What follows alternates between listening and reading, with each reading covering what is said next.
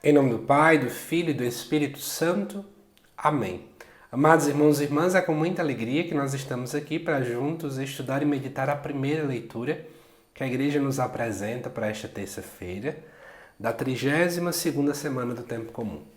A leitura de hoje se encontra lá em Tito, capítulo 2, que diz assim: O teu ensino seja conforme a sã doutrina.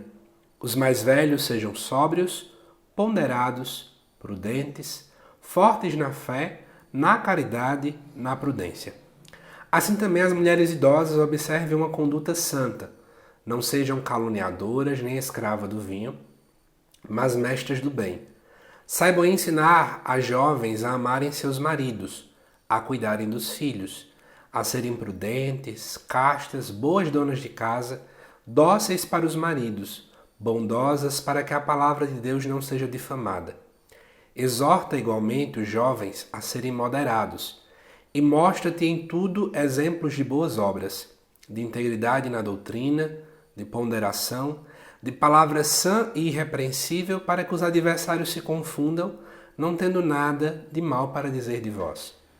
Pois a graça de Deus se manifestou, trazendo salvação para todos os homens. Ela nos ensina a abandonar a impiedade e as paixões mundanas e a viver neste mundo com equilíbrio, justiça e piedade, aguardando a feliz esperança e a manifestação da glória do nosso grande Deus e Salvador Jesus Cristo.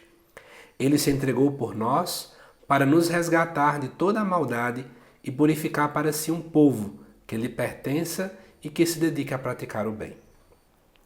Não vou comentar tanto a primeira parte da primeira leitura, porque o comentário é similar ao que nós já vimos aqui na segunda-feira.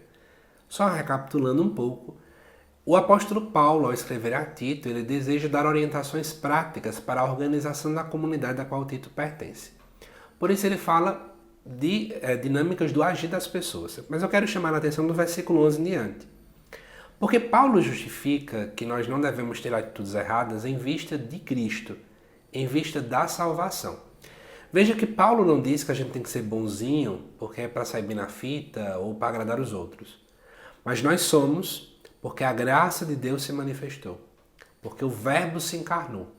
E se o Verbo se encarnou, ele nos salvou e, portanto, as nossas ações, elas podem ser santas. Nós não somos bonzinhos, amados irmãos e irmãs, porque a gente faz um esforço sobrenatural para isso.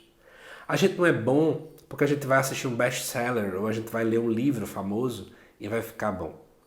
A gente é bom porque aquele que é bom se encarnou e nos ensinou o que é ser bom. E nos dá o dom do Espírito Santo para que possamos ser bons. Sem Deus a gente não é bom hora nenhuma.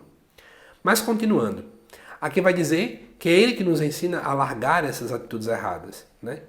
E aí ele fala interessante o seguinte, né? Aguardando a manifestação do nosso Deus, ou seja, a sua segunda vinda. E depois vai dizer no versículo 14 que Ele se entregou para resgatar de toda a humanidade e purificar para si um povo que lhe pertença e que se dedique a praticar o bem.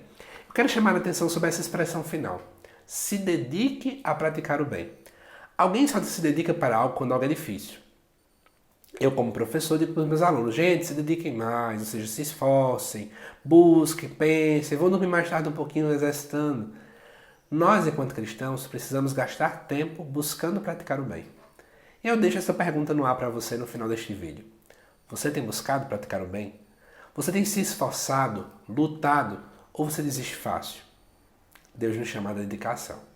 Que Deus te abençoe e até daqui a pouco às 7 horas da noite para a reflexão do Evangelho. Até lá!